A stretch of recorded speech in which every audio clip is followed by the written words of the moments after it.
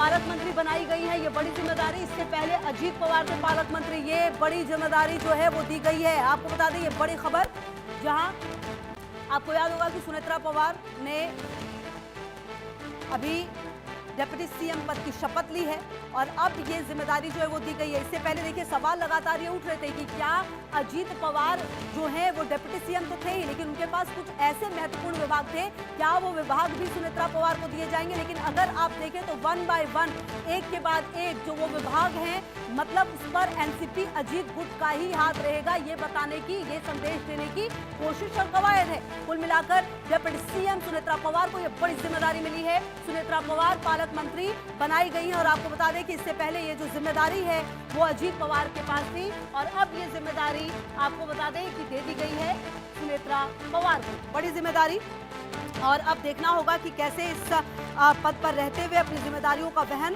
करेंगी। फिलहाल ये जानकारी सामने आ रही है जहां कहा जा रहा है कि ये जो जिम्मेदारी है वो सुनेत्रा पवार को दी गई है। इससे पहले आपको बता दें कि सुनेत्रा पवार से पहले अजीत पवार के पास ये जिम्मेदारी थी।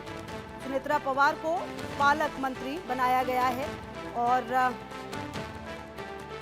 ये जिम्मेदारी जो है वो दी गई है इन्हें, इनके कंधों पर अब ये जिम्मेदारी होंगी। कितना पावरफुल ये पद होता है अगर आप इसको समझें और देखें तो आपको बता दें कि पालक मंत्री जिले के विकास, बजट और प्रशासनिक तालमेल का मुख्य चेहरा होता है। ये पद न केवल प्रशासनिक नजरिए से बल्कि चुनावी राजनीति में जिले पर पकड़ मजबूत करने के लिए सबसे पावरफुल माना जाता है। महाराष्ट्र की डिप्टी सीएम सुनेत्रा पवार को पुणे और बीड जिलों का पालक मंत्री नियुक्त किया गया। इससे पहले ये जिम्मेदारी खुद अजीत पवार संभाल रहे थे। पुणे हमेशा से पवार परिवार का राजनीतिक गढ़ रहा है, इसको आप ऐसे भी समझिए। ऐसे में सुनेत्रा पवार को ये जिम्मेदारी मिलना सीधा संकेत है पार्टी से लेकर सरकार तक सुनेत्रा ही अजीत की विरासत संभालेंगी। जिले के विकास कार्यों से लेकर बजट के आवंटन तक अब सारा कंट्रोल सुनेत्रा के पास होगा। अक्सर ये सवाल उठता है कि आखिर ये पालक मंत्री का पद क्या है, क्योंकि इसे कलेक्टर के बाद जिले का सबसे शक्तिशाली पद माना जाता है। और आपको ये भी हम बता देते हैं कि अगर आप इस पद को समझे तो ये काफी महत्वपूर्ण पद होता है जो आप समझ रहे हैं, क्योंकि महाराष्ट्र की प्रशासनिक व्यवस्था में पालक मंत्री का पद बेहद खास है। आमतौर पर राज्य कैबिनेट के किसी मंत्री को उसके अपने जिले या किसी अन्य जिले का गार्जियन यानी पालक बनाया जाता है। अगर किसी जिले का कोई प्रतिनिधि कैबिनेट में नहीं है तो किसी बाहरी मंत्री को यह जिम्मेदारी दी जाती है। एक मंत्री को एक से ज्यादा जिलों का चार्ज भी मिल सकता है।